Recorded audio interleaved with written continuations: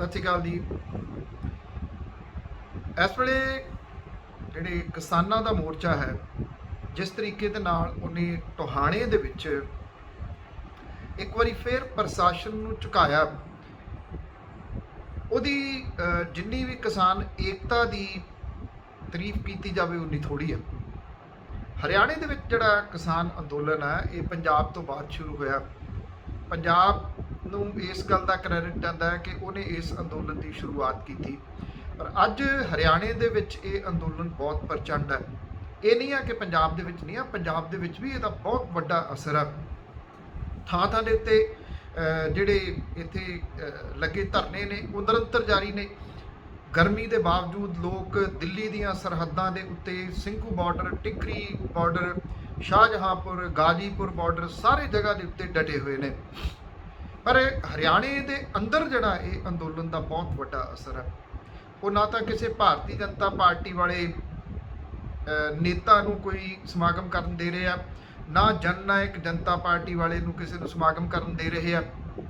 ਮੈਂ ਪੰਜਾਬ ਦੇ ਵਿੱਚ ਤਾਂ ਕਰਕੇ ਕਹਿੰਦਾ ਕਿ ਇੱਥੇ ਜਿਹੜੀਆਂ ਵਿਰੋਧੀ ਧਿਰਾਂ ਹੀ ਸਹੀ, ਚਾਹੇ ਉਹ ਇਕੱਠੇ ਕਰਕੇ ਲੋਕ ਤੇ ਉਹ ਜਿੰਦਾਬਾਦ ਮੁਰਦਾਬਾਦ ਕਰੀ ਜਾਂਦੀਆਂ ਨੇ।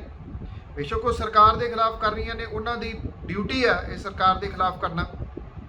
ਪਰ ਇੱਥੇ ਜਿਹੜਾ ਵਿਰੋਧ ਆ, ਇਹ ਬਿਨਾਂ ਕਿਸੇ ਸ਼ੱਕ ਦੇ ਭਾਰਤੀ ਜਨਤਾ ਪਾਰਟੀ ਇੱਥੇ ਪੰਜਾਬ ਦੇ ਵਿੱਚ ਉਨੀ ਸਟਰੋਂਗ ਨਹੀਂ ਕਿ ਜਾਂ ਲੀਡਰਸ਼ਿਪ ਉਨੀ ਨਹੀਂ ਨਿਕਲਦੀ, ਕਿਉਂਕਿ ਸਰਕਾਰ ਹੈ ਹਰਿਆਣੇ ਦੇ ਵਿੱਚ, ਉਹ ਜ਼ਿਆਦਾ ਨਿਕਲਣ ਦੀ ਕੋਸ਼ਿਸ਼ ਕਰਦੇ ਆ, ਸ਼ਰਾਰਤ ਕਰਨ ਦੀ ਕੋਸ਼ਿਸ਼ ਕਰਦੇ ਆ। ਉੱਥੇ ਜਿਹੜਾ ਉਹ ਜ਼ਿਆਦਾ ਨਿਕਲਦੇ ਨੇ, ਉਹਨਾਂ ਜ਼ਿਆਦਾ ਵਿਰੋਧ ਹੁੰਦਾ।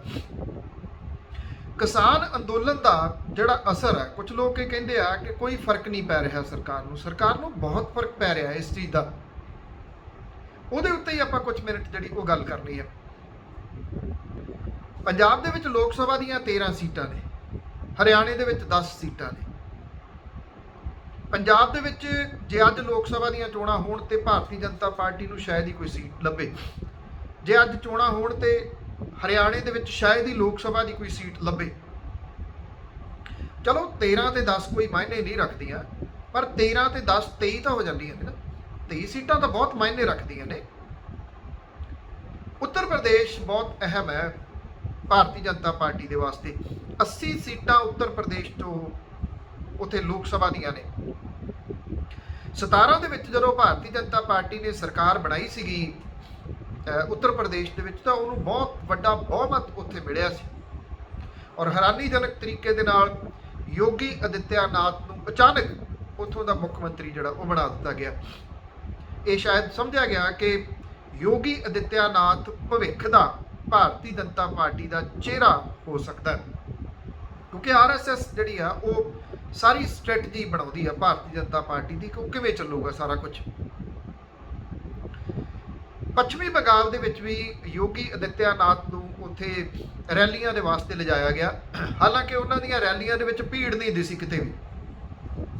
ਜਦੋਂ ਭੀੜ ਨਹੀਂ ਸੀ ਦਿਸੀ ਤਾਂ ਭਾਰਤੀ ਜਨਤਾ ਪਾਰਟੀ ਨੂੰ ਉਹਦੀ ਸਮਝ ਲੱਗ ਜਾਣੀ ਚਾਹੀਦੀ ਸੀ ਕਿ ਜਿਹੜਾ ਪੱਤਾ ਉਹ ਵੱਖ-ਵੱਖ ਰਾਜਾਂ ਦੇ ਵਿੱਚ ਖੇਡਦੇ ਆ, ਜਿਹੜਾ ਪੱਤਾ ਇੱਕ ਪੰਜਾਬ ਦੇ ਵਿੱਚ ਵੀ ਉਹਨਾਂ ਨੇ ਖੇਡਣ ਦੀ ਕੋਸ਼ਿਸ਼ ਕੀਤੀ ਅਰਦਾਸ ਵਾਲੇ ਮਾਮਲੇ ਦੇ ਵਿੱਚ, ਉਹ ਚੱਲਿਆ ਨਹੀਂ ਅਜੇ ਤੱਕ ਪੰਜਾਬ 'ਚ। ਇਹ ਨਹੀਂ ਆ ਕਿ ਉਹ ਨਹੀਂ ਖੇਡਣਗੇ। ਸਰਸੇ ਵਾਲੇ ਨੂੰ ਬਾਰ-ਬਾਰ ਜੇਲ੍ਹ ਦੇ ਵਿੱਚੋਂ ਕੱਢਣਾ, ਇਹ ਵੀ ਇੱਕ ਭਾਰਤੀ ਜਨਤਾ ਪਾਰਟੀ ਦੀ ਸਟ੍ਰੈਟਜੀ ਦਾ ਪਾਰਟ ਕਿਹਾ ਜਾ ਰਿਹਾ। ਹਰਿਆਣੇ ਦੇ ਵਿੱਚ ਉਹਨਾਂ ਨੇ ਜਾਟ ਤੇ ਨਾਨ ਜਾਟ ਦਾ ਪੱਤਾ ਖੇਡਿਆ, ਪਰ ਉੱਥੋਂ ਦਾ ਜਿਹੜਾ ਕਿਸਾਨ ਹੈ ਜਾਟ, ਉਹਨਾਂ ਦੇ ਨਾਲ ਕੋਈ ਸਿੱਧਾ ਪੰਗਾ ਨਹੀਂ ਲੈ ਸਕਦਾ ਹਰਿਆਣੇ ਦੇ ਵਿੱਚ। ਉਹ ਆਪਾਂ ਦੇਖ ਰਹੇ ਹਾਂ ਟੋਹਾਣੇ ਦੇ ਵਿੱਚ ਜਿਹੜੀ ਜਿੱਤ ਹੋਈ ਆ, ਜਾਂ ਥਾਂ ਥਾਂ ਦੇ ਉੱਤੇ ਜਿਵੇਂ ਉਹਨਾਂ ਨੇ ਵਿਰੋਧ ਕੀਤਾ। ਉੱਤਰ ਪ੍ਰਦੇਸ਼ ਦੇ ਵਿੱਚ ਜਿਹੜਾ ਸੀਗਾ, ਉੱਥੇ 3 ਧਿਰੀ ਜਿਹੜਾ ਉਹ ਪਾੜਿਆ ਗਿਆ, ਕਿਉਂਕਿ ਵੋਟ ਪੋਲਰਾਈਜ਼ ਕਰਨਾ ਭਾਰਤੀ ਜਨਤਾ ਪਾਰਟੀ ਦੀ ਇੱਕ ਸਟ੍ਰੈਟਜੀ ਦਾ ਪਾਰਟ ਆ। ਉਹਦੇ ਦੇ ਉੱਤੇ ਹੀ ਉਹ ਜਿੱਤੇ ਆ। ਉਹਨਾਂ ਦੀ ਇਹ ਸਟ੍ਰੈਟਜੀ ਪੱਛਮੀ ਬੰਗਾਲ ਦੇ ਵਿੱਚ ਫੇਲ ਹੋਈ ਆ, ਇਹਦੇ ਵਿੱਚ ਕੋਈ ਸ਼ੱਕ ਨਹੀਂ। ਉਹਦਾ ਸ਼ਾਇਦ ਇੱਕ ਪ੍ਰਮੁੱਖ ਕਾਰਨ ਇਹ ਆ ਕਿ ਮਮਤਾ ਬੈਨਰਜੀ ਜਿਹੜੇ ਤ੍ਰਿਣਮੂਲ ਕਾਂਗਰਸ ਦੇ ਮੁਖੀ ਨੇ, ਉਹਨਾਂ ਦਾ ਬ੍ਰਾਹਮਣ ਹੋਣਾ, ਉੱਥੇ ਉਹ ਪੱਤਾ ਚੱਲਿਆ ਨਹੀਂ ਉਸ ਜਗ੍ਹਾ ਦੇ ਉੱਤੇ।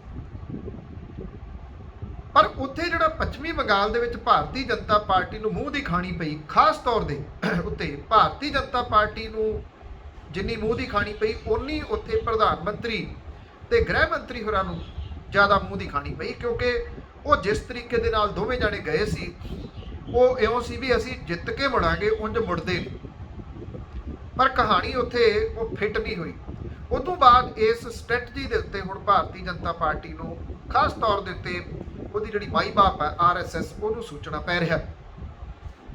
ਦਿੱਲੀ ਦੇ ਵਿੱਚ ਜਿਹੜੀਆਂ ਮੀਟਿੰਗਾਂ ਹੋਈਆਂ ਨੇ RSS ਦੀਆਂ, ਉਹਦੇ ਵਿੱਚ ਇਹਨਾਂ ਸਾਰਿਆਂ ਦੇ ਉੱਤੇ ਲੰਮੀ ਚੌੜੀ ਵਿਚਾਰ ਚਰਚਾ ਜਿਹੜੀ ਉਹ ਹੋਈ ਆ।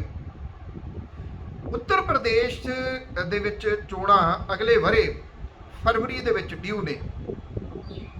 ਇਸ ਵੇਲੇ ਜਿਹੜਾ ਇੱਕ ਖਲਾਰਾ ਪੈ ਰਿਹਾ ਉੱਤਰ ਪ੍ਰਦੇਸ਼ ਦੇ ਵਿੱਚ, ਉਹ ਯੋਗੀ ਤੇ ਮੋਦੀ ਜਿਹੜੇ ਨੇ ਉਹਨਾਂ ਦੇ ਟਕਰਾਓ ਨੂੰ ਲੈ ਕੇ ਖਲਾਰਾ ਪੈ ਰਿਹਾ। ਜੇ ਤੁਸੀਂ ਦੇਖਿਆ ਹੋਵੇ ਤਾਂ ਜਿਹੜਾ ਅਫੀਸ਼ੀਅਲ ਟਵਿੱਟਰ ਹੈਂਡਲ ਹੈ ਭਾਰਤੀ ਜਨਤਾ ਪਾਰਟੀ ਦਾ, ਉਹਦੇ ਉੱਤੋਂ ਪ੍ਰਧਾਨ ਮੰਤਰੀ ਮੋਦੀ ਹੋਰਾਂ ਦੀਆਂ ਤਸਵੀਰਾਂ ਹਟਾ ਦਿੱਤੀਆਂ ਗਈਆਂ ਨੇ। ਉਹਦੇ ਤੇ ਯੋਗੀ ਹੋਰਾਂ ਦੀ ਤਸਵੀਰ ਆ। ਉਂਝ ਵੈਸੇ ਕਰਨਾਟਕ ਦੇ ਵਿੱਚ ਜਿੱਥੇ ਭਾਰਤੀ ਜਨਤਾ ਪਾਰਟੀ ਦਾ ਰਾਜ ਹੈ, ਉੱਥੇ ਵੀ ਜਿਹੜਾ ਅਫੀਸ਼ੀਅਲ ਭਾਰਤੀ ਜਨਤਾ ਪਾਰਟੀ ਦਾ ਟਵਿੱਟਰ ਹੈਂਡਲ ਹੈ, ਉਹਦੇ ਉੱਤੋਂ ਤਸਵੀਰਾਂ ਇਹ ਹਟਾਈਆਂ ਗਈਆਂ ਨੇ ਪ੍ਰਧਾਨ ਮੰਤਰੀ ਮੋਦੀ ਹੋਰਾਂ ਦੀਆਂ। ਹੁਣ ਇਹ ਜਿਹੜੇ ਯੋਗੀ ਨੇ ਤੇ ਮੋਦੀ ਨੇ, ਇਹਨਾਂ ਦੇ ਵਿਚਾਲੇ ਟਕਰਾਓ ਕਿੱਥੋਂ ਸ਼ੁਰੂ ਹੁੰਦਾ? ਇਹ ਕਿਹਾ ਜਾਂਦਾ ਹੈ ਕਿ ਕਿਉਂਕਿ ਕਿਸਾਨ ਅੰਦੋਲਨ ਤੋਂ ਮੈਂ ਗੱਲ ਤਾਂ ਸ਼ੁਰੂ ਕੀਤੀ ਹੈ ਕਿ ਇਹ ਦੋਨੋਂ ਚੀਜ਼ਾਂ ਆਪਸ ਦੇ ਵਿੱਚ ਜੁੜੀਆਂ ਹੋਈਆਂ ਨੇ। ਜਦੋਂ ਕਿਸਾਨ ਅੰਦੋਲਨ ਸਟਾਰਟ ਹੋਇਆ, ਦਿੱਲੀ ਦੀਆਂ ਬਰੂਹਾਂ ਦੇ ਉੱਤੇ ਗਿਆ, ਤਾਂ ਤੁਹਾਨੂੰ ਯਾਦ ਹੋਣਾ ਉੱਤਰ ਪ੍ਰਦੇਸ਼ ਦੇ ਵਿੱਚ ਕਿਸਾਨਾਂ ਦੇ ਉੱਤੇ ਮਾਮਲੇ ਦਰਜ ਕੀਤੇ ਗਏ। ਉਹਨਾਂ ਤੋਂ ਬੌਂਡ ਸਾਈਨ ਕਰਵਾਏ ਗਏ ਵੀ ਜੇ ਉਹ ਕਿਸਾਨ ਅੰਦੋਲਨ ਦੇ ਵਿੱਚ ਜਾਣਗੇ ਤੇ ਇੰਨੇ ਲੱਖ ਦੀ ਜ਼ਮਾਨਤ ਉਹਨਾਂ ਨੂੰ ਕਰਾਉਣੀ ਪਊਗੀ। ਫਿਰ ਪੈਟਰੋਲ ਪੰਪਾਂ ਤੋਂ ਡੀਜ਼ਲ ਲੈਣ ਤੋਂ ਨਾ ਕਰ ਦਿੱਤੀ ਗਈ ਕਿ ਟਰੈਕਟਰਾਂ ਦੇ ਵਿੱਚ ਡੀਜ਼ਲ ਨਹੀਂ ਪਾਇਆ ਜਾਊਗਾ। ਹਰ ਸੰਭਵ ਕੋਸ਼ਿਸ਼ ਕੀਤੀ ਉੱਤਰ ਪ੍ਰਦੇਸ਼ ਦੇ ਮੁੱਖ ਮੰਤਰੀ ਹੋਰਾਂ ਨੇ ਕਿ ਕਿਸਾਨ, ਇੱਥੋਂ ਦੇ ਜਿਹੜੇ ਕਿਸਾਨ ਨੇ, ਉਹ ਇਸ ਅੰਦੋਲਨ ਦੇ ਵਿੱਚ ਨਾ ਜਾਣ। ਰਾਕੇਸ਼ ਟਕੈਤ ਹੋਰਾਂ ਦਾ ਇਸ ਅੰਦੋਲਨ ਦੇ ਵਿੱਚ ਆਉਣਾ ਤੇ ਮੁੜ ਕੇ 26 ਜਨਵਰੀ ਦੀਆਂ ਜਿਹੜੀਆਂ ਘਟਨਾਵਾਂ ਸੀਗੀਆਂ, ਉਦੋਂ ਬਾਅਦ ਰਾਕੇਸ਼ ਟਕੈਤ ਹੋਰਾਂ ਦਾ ਭਾਵਕ ਹੋਣਾ, ਕਿਤੇ ਨਾ ਕਿਤੇ ਉਹਨੇ ਉੱਤਰ ਪ੍ਰਦੇਸ਼ ਦੇ ਵਿੱਚ ਅੰਦੋਲਨ ਦੇ ਪੈਰ ਹੀ ਨਹੀਂ ਲਾ ਦਿੱਤੇ, ਬਲਕਿ ਅੰਦੋਲਨ ਬਹੁਤ ਵੱਡੀ ਗਿਣਤੀ ਦੇ ਵਿੱਚ ਉੱਤਰ ਪ੍ਰਦੇਸ਼ 'ਚ ਫੈਲ ਗਿਆ। ਫਿਰ ਇਹਦਾ ਖਮਿਆਜ਼ਾ ਜਿਹੜਾ ਸੀਗਾ ਉਹ ਨਿਗਮ ਦੀਆਂ ਚੋਣਾਂ ਦੇ ਵਿੱਚ ਉੱਥੋਂ ਦੀ ਸੱਤਾਧਾਰੀ ਧਿਰ ਭਾਰਤੀ ਜਨਤਾ ਪਾਰਟੀ ਨੂੰ ਭੁਗਤਣਾ ਪਿਆ। ਉਹਦੇ ਵਿੱਚ ਉਹ ਜਿਹੜੀਆਂ 3000 ਦੇ ਕਰੀਬ ਸੀਟਾਂ ਸੀਗੀਆਂ, ਉਹ ਤੋਂ 1/3 ਵੀ ਨਹੀਂ ਜਿੱਤ ਸਕੀ। ਤੇ ਉੱਥੇ ਇੰਟਰਸਟਿੰਗਲੀ ਹੋਇਆ ਇਹ ਕਿ ਆਜ਼ਾਦ ਬਹੁਤੇ ਜਿੱਤ ਗਏ। ਦੂਜੇ ਨੰਬਰ ਤੇ ਸਮਾਜਵਾਦੀ ਪਾਰਟੀ ਜਿੱਤੀ। ਆਜ਼ਾਦ ਜਿੱਤੇ ਕਿਹੜੇ? ਜਿਨ੍ਹਾਂ ਨੇ ਕਾਗਜ਼ਾਂ 'ਚ ਇਹ ਲਿਖਤਾ ਕਿ ਉਹ ਕਿਸਾਨ ਮੋਰਚੇ ਵੱਲੋਂ ਨੇ ਤੇ ਉਹਨਾਂ ਨੂੰ ਚੋਣ ਨਿਸ਼ਾਨ ਮਿਲ ਗਿਆ ਟਰੈਕਟਰ। ਅਜਿਹੀ ਹਾਰ ਉੱਥੋਂ ਦੀ ਲੋਕਲ ਸਰਕਾਰ ਨੇ ਕਦੇ ਸੋਚੀ ਨਹੀਂ ਸੀ ਕਿ ਇੰਨੀ ਵੀ ਹਾਰ ਹੋ ਸਕਦੀ ਵੀ ਕਿਸਾਨ ਅੰਦੋਲਨ ਇਸ ਲੈਵਲ ਤੱਕ ਉੱਥੇ ਡੈਮੇਜ ਉਹਨਾਂ ਨੂੰ ਕਰ ਸਕਦਾ। ਉਸ ਤੋਂ ਬਾਅਦ ਫਿਰ ਇਹ ਜਿਹੜੀਆਂ ਸੀਗੀਆਂ ਮੀਟਿੰਗਾਂ ਦਾ ਸਿਲਸਿਲਾ ਸ਼ੁਰੂ ਹੋਇਆ, ਔਰ ਇਸ ਮੀਟਿੰਗਾਂ ਦੇ ਸਿਲਸਿਲੇ ਦੇ ਵਿੱਚ ਇਹ ਕਿਹਾ ਜਾਣ ਲੱਗਿਆ ਕਿ ਪ੍ਰਧਾਨ ਮੰਤਰੀ ਹੋਰੀ ਆਪਣੇ ਖਾਸਮ ਖਾਸ ਜਿਹੜੇ ਨੇ ਉਹਨਾਂ ਨੂੰ ਉੱਥੇ ਡਿਪਟੀ ਮੁੱਖ ਮੰਤਰੀ ਲਵਾਉਣਾ ਚਾਹੁੰਦੇ ਨੇ ਤਾਂ ਕਿ ਯੋਗੀ ਹੋਰਾਂ ਦੇ ਬਰਾਬਰ ਦੇ ਉੱਤੇ ਕੰਮ ਜਿਹੜਾ ਕੀਤਾ ਜਾਵੇ ਤੇ ਇਹ ਸਰਕਾਰ ਦਿੱਲੀ ਤੋਂ ਚੱਲੇ। ਔਰ 24 ਦੀਆਂ ਜਿਹੜੀਆਂ ਚੋਣਾਂ ਨੇ ਉਹ ਦਿੱਲੀ ਦੀ ਲੀਡਰਸ਼ਿਪ ਦੇ ਹੇਠ ਲੜੀਆਂ ਜਾਣ। ਪਿਛਲੇ ਦਿਨੀ ਜਿਹੜੇ ਭਾਰਤੀ ਜਨਤਾ ਪਾਰਟੀ ਦੇ ਸੀਨੀਅਰ ਆਗੂ ਨੇ ਉਹ ਉੱਤਰ ਪ੍ਰਦੇਸ਼ ਵੀ ਜਾ ਕੇ ਆਏ। ਉੱਥੇ ਉਹਨਾਂ ਨੇ ਇਕੱਲੇ ਵਿਧਾਇਕ ਤੋਂ ਪੁੱਛਿਆ, ਔਰ ਇਹ ਕਿਹਾ ਜਾਂਦਾ ਕਿ 300 ਵਿਧਾਇਕਾਂ ਦੇ ਵਿੱਚੋਂ 250 ਦੇ ਕਰੀਬ ਵਿਧਾਇਕ ਨੇ ਜਿਨ੍ਹਾਂ ਨੇ ਇਹ ਕਿਹਾ ਮੀਟਿੰਗ ਦੇ ਵਿੱਚ, ਉਹਨਾਂ ਤੋਂ ਸਾਈਨ ਵੀ ਕਰਾਏ ਗਏ ਕਿ ਉਹ ਯੋਗੀ ਆਦਿੱਤਿਆਨਾਥ ਦੇ ਕੰਮਕਾਜ ਦੀ ਪ੍ਰਣਾਲੀ ਤੋਂ ਸੰਤੁਸ਼ਟ ਨਹੀਂ। ਹੁਣ ਯੋਗੀ ਆਦਿੱਤਿਆਨਾਥ ਨੂੰ ਲਾਉਣਾ ਭਾਰਤੀ ਜਨਤਾ ਪਾਰਟੀ ਦੇ ਵਾਸਤੇ ਏਡਾ ਸੌਖਾ ਨਹੀਂਗਾ। ਠੀਕ ਉਸੇ ਤਰੀਕੇ ਦੀ ਸਿਚੁਏਸ਼ਨ ਬਣੀ ਹੋਈ ਹੈ ਜਿਹੋ ਜੀ ਕਾਂਗਰਸ ਦੇ ਵਾਸਤੇ ਪੰਜਾਬ ਦੇ ਵਿੱਚ ਕੈਪਟਨ ਅਮਰਿੰਦਰ ਸਿੰਘ ਹੋਰਾਂ ਨੂੰ ਲੈ ਕੇ ਬਣੀ ਹੋਈ ਹੈ। ਜਿਹੜੀ ਭਾਰਤੀ ਜਨਤਾ ਪਾਰਟੀ ਆ ਉਹ ਇਹ ਸੋਚਦੀ ਆ ਕਿ ਯੋਗੀ ਹੋਰਾਂ ਦੇ ਕਰਕੇ ਜਿਹੜਾ ਉੱਤਰ ਪ੍ਰਦੇਸ਼ ਜਿੱਤਿਆ ਨਹੀਂ ਜਾ ਸਕਦਾ, ਉਹਨਾਂ ਨੂੰ ਫੇਸ ਬਣਾ ਕੇ। ਫਿਰ ਫੇਸ ਕਿਹਨੂੰ ਬਣਾਇਆ ਜਾਵੇ, ਇਹ ਵੀ ਸਵਾਲ ਹੈ। ਜੇ ਯੋਗੀ ਹੋਰਾਂ ਨੂੰ ਪਾਸੇ ਕੀਤਾ ਜਾਂਦਾ ਤੇ ਕੀ ਉਹ ਬਗਾਵਤ ਨਹੀਂ ਕਰਨਗੇ? ਇਹਨੂੰ ਲੈ ਕੇ ਭਾਰਤੀ ਜਨਤਾ ਪਾਰਟੀ ਦੇ ਅੰਦਰ ਖਲਬਲੀ ਮਚੀ ਹੋਈ ਹੈ। ਜਿਹੜੇ ਭਾਰਤੀ ਜਨਤਾ ਪਾਰਟੀ ਦੇ ਆਗੂ ਨੇ ਉਹਨਾਂ ਦੀ ਰਾਜਪਾਲ ਦੇ ਨਾਲ ਮੁਲਾਕਾਤ ਕਰਨਾ, ਉਹਨਾਂ ਦਾ ਉੱਥੋਂ ਦੇ ਸਪੀਕਰ ਨੂੰ ਮਿਲਣਾ, ਇਹ ਵੀ ਉਹਦਾ ਇੱਕ ਪਾਰਟ ਹੈ। ਕਿਉਂਕਿ ਸਮਝਿਆ ਜਾ ਰਿਹਾ ਹੈ ਕਿ ਜੇ ਯੋਗੀ ਹੋਰਾਂ ਨੂੰ ਜਿਹੜਾ ਜਬਰੀ ਲਾਂਭੇ ਕਰਨ ਦੀ ਕੋਸ਼ਿਸ਼ ਕੀਤੀ ਗਈ ਤੇ ਉਹ ਰਾਜਪਾਲ ਦੇ ਕੋਲੇ ਜਾ ਕੇ ਵਿਧਾਨ ਸਭਾ ਭੰਗ ਕਰਨ ਦਾ ਕਹਿ ਸਕਦੇ ਆ। ਜੇ ਉਹ ਭੰਗ ਕਰ ਦਿੰਦੇ ਆ ਵਿਧਾਨ ਸਭਾ ਤੇ ਫਿਰ ਅਗਲੀ ਸਟ੍ਰੈਟਜੀ ਕੀ ਹੋਊਗੀ? ਫਿਰ 6 ਮਹੀਨੇ ਦੇ ਵਿੱਚ ਚੋਣਾਂ ਜਿਹੜੀਆਂ ਕਰਾਉਣੀਆਂ ਪੈਣਗੀਆਂ, ਮਤਲਬ ਕਿ ਦਸੰਬਰ ਤੱਕ ਆਲਮੋਸਟ, ਕਿ ਯੋਗੀ ਆਦਿੱਤਿਆਨਾਥ ਅਜਿਹਾ ਸਟੈਪ ਲੈ ਲੈਣਗੇ।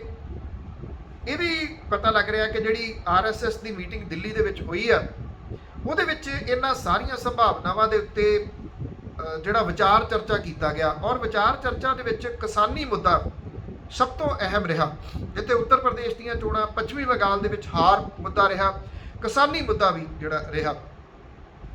ਭਾਰਤੀ ਜਨਤਾ ਪਾਰਟੀ ਨੇ ਕਦੇ ਨਹੀਂ ਸੀ ਇਹ ਸੋਚਿਆ ਕਿ ਇਹ ਅੰਦੋਲਨ ਐਡਾ ਵੱਡਾ ਹੋ ਸਕਦਾ ਹੈ, ਐਡਾ ਲੰਬਾ ਚੱਲ ਸਕਦਾ, ਜਿਹੜਾ ਕਿ ਪੱਛਮੀ ਬੰਗਾਲ ਵਰਗੇ ਸੂਬੇ 'ਚ ਉਹਨਾਂ ਨੂੰ ਇੱਕ ਹਰਾਉਣ ਦਾ ਇੱਕ ਕਾਰਨ ਬਣ ਸਕਦਾ ਹੈ। ਮੁਕੰਮਲ ਨਹੀਂ ਤੇ ਇੱਕ ਕਾਰਨ ਤਾਂ ਬਣਿਆ। ਔਰ ਹੁਣ ਜਿਹੜੇ ਕਿਸਾਨ ਆਗੂ ਨੇ ਉਹ ਇਹ ਕਹਿੰਦੇ ਆ ਕਿ ਸਾਡਾ ਅਗਲਾ ਜਿਹੜਾ ਪੜਾਅ ਆ ਉਹ ਉੱਤਰ ਪ੍ਰਦੇਸ਼ ਤੇ ਉੱਤਰਾਖੰਡ ਹੋਊਗਾ। ਜੇ ਉੱਤਰ ਪ੍ਰਦੇਸ਼ ਦੇ ਵਿੱਚ ਕਿਸਾਨ ਆਗੂ ਜਾਂਦੇ ਨੇ ਇਹ ਕਹਿਣ ਦੇ ਵਾਸਤੇ ਵੀ ਭਾਰਤੀ ਜਨਤਾ ਪਾਰਟੀ ਨੂੰ ਵੋਟ ਨਾ ਪਾਓ, ਹੋਰ ਜਿਹਨੂੰ ਮਰਜ਼ੀ ਪਾ ਦਿਓ, ਜੋ ਉਹਨਾਂ ਨੇ ਪੱਛਮੀ ਬੰਗਾਲ ਦੇ ਵਿੱਚ ਕੀਤਾ ਸੀ, ਤੇ ਭਾਰਤੀ ਜਨਤਾ ਪਾਰਟੀ ਇਹ ਸਮਝਦੀ ਆ ਕਿ ਪੱਛਮੀ ਬੰਗਾਲ ਤਾਂ ਬਹੁਤ ਦੂਰ ਸੀ, ਇਹ ਤਾਂ ਗਵਾਂਢ 'ਚ ਹੈ, ਇੱਥੇ ਤਾਂ ਬਹੁਤ ਵੱਡੀ ਗਿਣਤੀ ਦੇ ਵਿੱਚ ਕਿਸਾਨ ਜਿਹੜੇ ਉਹ ਪਹੁੰਚ ਜਾਣਗੇ। ਔਰ ਰਕੇਸ਼ ਟਕੈਤ ਹੋਰੀ ਬਿਨਾਂ ਕਿਸੇ ਸ਼ੱਕ ਦੇ ਕਿਸਾਨਾਂ ਦੇ ਅੰਦੋਲਨ ਦੇ ਵਿੱਚ ਇੱਕ ਉੱਤਰ ਪ੍ਰਦੇਸ਼ ਦਾ ਬਹੁਤ ਵੱਡਾ ਚਿਹਰਾ ਬਣੇ ਹੋਏ ਨੇ। ਮੁਲਕ ਭਰ ਦੇ ਵਿੱਚ ਕਿਸਾਨਾਂ ਦਾ ਚਿਹਰਾ ਉਹ ਬਣੇ ਹੋਏ ਨੇ। ਇਸ ਕਰਕੇ ਉੱਥੇ ਉਹਨਾਂ ਦੇ ਨਾਲ ਜਿਹੜਾ ਦੁਸ਼ਮਣੀ ਲੈਣੀ ਇਹ ਔਖੀ ਹੋਊਗੀ ਸਿਆਸੀ ਰੂਪ ਦੇ ਵਿੱਚ। ਫਿਰ ਭਾਰਤੀ ਜਨਤਾ ਪਾਰਟੀ ਕਰੇ ਕੀ? ਯੋਗੀ ਹੋਰਾਂ ਨੂੰ ਰੱਖੇ, ਕਿਸਾਨਾਂ ਨੂੰ ਬੈਠੇ ਰਹਿਣ ਦੇਵੇ, ਦਿੱਲੀ ਤੋਂ ਚਲਾਵੇ, ਕੀ ਕਰੇ? ਇਹ ਸਟ੍ਰੈਟਜੀ ਦੇ ਉੱਤੇ ਕੰਮ ਹੋਇਆ। ਜੇ ਸਾਰੀਆਂ ਜਿਹੜੇ ਇਸ ਸਰਕਮਸਟੈਂਸ ਨੇ ਇਹਨਾਂ ਨੂੰ ਦੇਖੀਏ ਤਾਂ ਇਹ ਕਿਹਾ ਜਾ ਸਕਦਾ ਕਿ ਜਿਹੜਾ ਕਿਸਾਨ ਅੰਦੋਲਨ ਹੈ ਉਹਨੇ ਬਹੁਤ ਵੱਡਾ ਇੱਕ ਡੈਂਟ ਜਿਹੜਾ ਉਹ ਪਾਇਆ ਭਾਰਤੀ ਜਨਤਾ ਪਾਰਟੀ ਦੇ ਵਿੱਚ। ਔਰ ਉੱਤਰ ਪ੍ਰਦੇਸ਼ ਵਰਗੇ ਸੂਬੇ ਦੇ ਵਾਸਤੇ ਜਿੱਥੇ ਉਹਨਾਂ ਨੂੰ ਲੱਗਦਾ ਸੀ ਕਿ ਸਾਨੂੰ ਕੋਈ ਹਰਾ ਹੀ ਨਹੀਂ ਸਕਦਾ, ਉੱਥੋਂ ਦੇ ਵਾਸਤੇ ਉਹਨਾਂ ਨੂੰ ਆਪਣੀਆਂ ਸਟ੍ਰੈਟਜੀ ਜਿਹੜੀਆਂ ਨੇ ਉਹ ਬਦਲਣੀਆਂ ਪੈ ਰਹੀਆਂ ਨੇ। ਇਹਨਾਂ ਸਟ੍ਰੈਟਜੀ ਦੇ ਵਿੱਚ ਨਵਾਂ ਕੁਝ ਬਹੁਤ ਕਰਨਾ ਜਿਹੜਾ ਉਹ ਪੈ ਰਿਹਾ। ਕੀ ਇਹਦੇ ਤੋਂ ਇਹ ਅੰਦਾਜ਼ਾ ਲਾਇਆ ਜਾਵੇ ਕਿ ਹੁਣ ਜਿਹੜੀ ਕੇਂਦਰ ਦੀ ਸਰਕਾਰ ਹੈ ਉਹ ਜਿਹੜੀ ਕਿ ਬਹੁਤ ਬੁਰੇ ਤਰੀਕੇ ਦੇ ਨਾਲ ਘਿਰੀ ਹੈ, ਖਾਸ ਤੌਰ ਦੇ ਉੱਤੇ ਪ੍ਰਧਾਨ ਮੰਤਰੀ ਹੋਰਾਂ ਦੀ ਜਿਹੜੀ ਛਵੀ ਆ ਉਹ ਇੰਟਰਨੈਸ਼ਨਲ ਪੱਧਰ ਦੇ ਉੱਤੇ ਜਿਹੜੀ ਬਹੁਤ ਵੱਡੀ ਬਣਾਈ ਹੋਈ ਸੀ ਉਹ ਢਹਿ ਗਈ ਹੈ। ਕਰੋਨਾ ਦੇ ਬਾਰੇ ਦੇ ਵਿੱਚ ਜਿਸ ਤਰੀਕੇ ਦੇ ਨਾਲ ਸਰਕਾਰ ਨੇ ਫੈਸਲੇ ਲਏ, ਸਰਕਾਰ ਮੁਕੰਮਲ ਫੇਲ ਹੋਈ।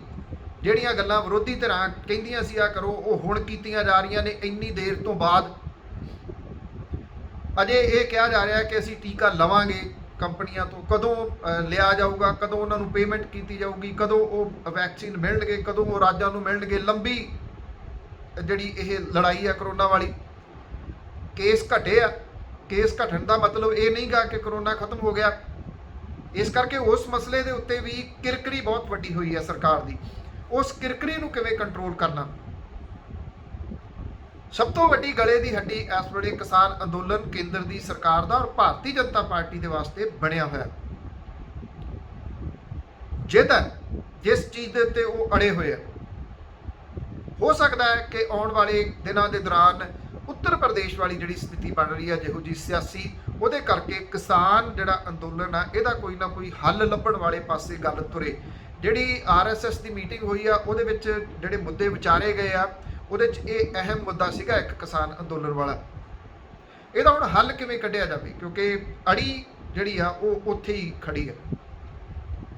ਇਹਦੀ ਅੜੀ ਜਿਹੜੀਆਂ ਕਿਸਾਨ ਜਥੇਬੰਦੀਆਂ ਨੇ ਉਹ ਇਹ ਕਹਿੰਦੀਆਂ ਨੇ ਕਿ ਜਿੰਨੀ ਦੇਰ ਤੱਕ ਰੱਦ ਨਹੀਂ ਕਰਦੇ ਅਸੀਂ ਵਾਪਸ ਨਹੀਂ ਆਉਂਦੇ। ਕੇਂਦਰ ਦੀ ਸਰਕਾਰ ਕਹਿੰਦੀ ਰੱਦ ਨਹੀਂ ਕਰਨਾ, ਉਹ ਉਸ ਗੱਲ ਦੇ ਉੱਤੇ ਅੜੇ ਹੋਏ ਆ। ਜੇ ਨਿਕਲਦਾ ਹੋਵੇ ਤਾਂ ਇਹ ਜ਼ਰੂਰ ਹੋਣਾ ਚਾਹੀਦਾ ਕਿ ਜਦੋਂ ਤੱਕ ਇਹ ਸਰਕਾਰ ਦੀ ਟਰਮ ਹੈ ਕੇਂਦਰ ਵਾਲੀ, ਉਦੋਂ ਤੱਕ ਇਹ ਕਾਨੂੰਨ ਰੱਦ ਕਰ ਦਿੱਤੇ ਜਾਣ।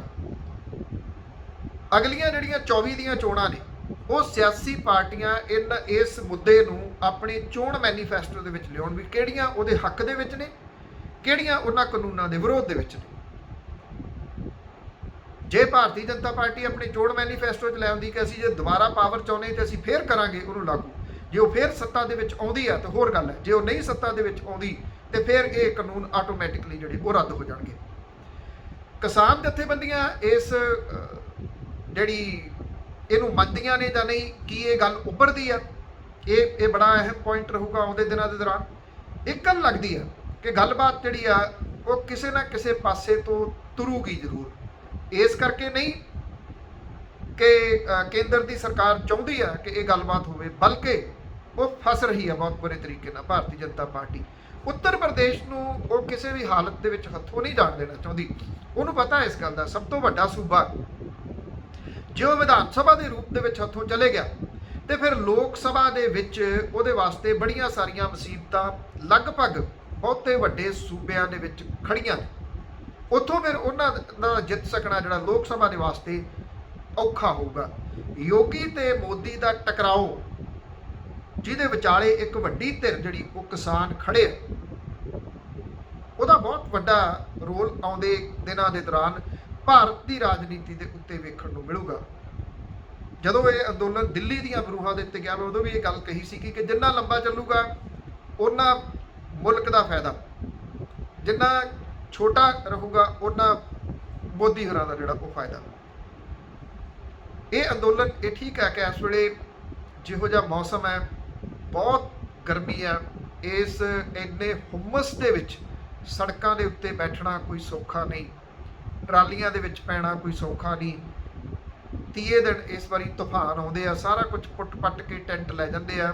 ਬਹੁਤ ਜਿਗਰੇ ਵਾਲੇ ਨੇ ਕਿਸਾਨ ਕਿ ਉਹ ਬੈਠੇ ਨੇ, ਅਗਲੇ ਦਿਨ ਫੇਰ ਉਹ ਟੈਂਟ ਲਾ ਦਿੰਦੇ ਆ। ਔਰ ਵੱਡੀ ਗਿਣਤੀ ਦੇ ਵਿੱਚ ਸਰਹੱਦਾਂ ਦੇ ਉੱਤੇ ਕਿਸਾਨ ਲਗਾਤਾਰ ਪਹੁੰਚ ਰਹੇ ਆ। ਇਹ ਦਬਾਅ ਆ ਜਿਹੜਾ ਇੱਕ ਬਣਿਆ ਹੋਇਆ।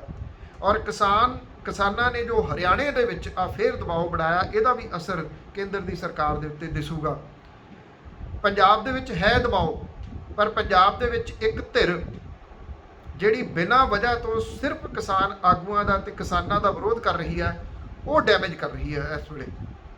ਜੇ ਉਹ ਨਾ ਡੈਮੇਜ ਕਰ ਰਹੀ ਹੁੰਦੀ, ਇੰਨਾ ਹੀ ਦਬਾਅ ਪੰਜਾਬ ਦੇ ਕਿਸਾਨਾਂ ਦਾ ਵੀ ਹੁੰਦਾ ਤੇ ਫਿਰ ਸ਼ਾਇਦ ਅੱਜ ਸਥਿਤੀ ਹੋਰ ਹੁੰਦੀ।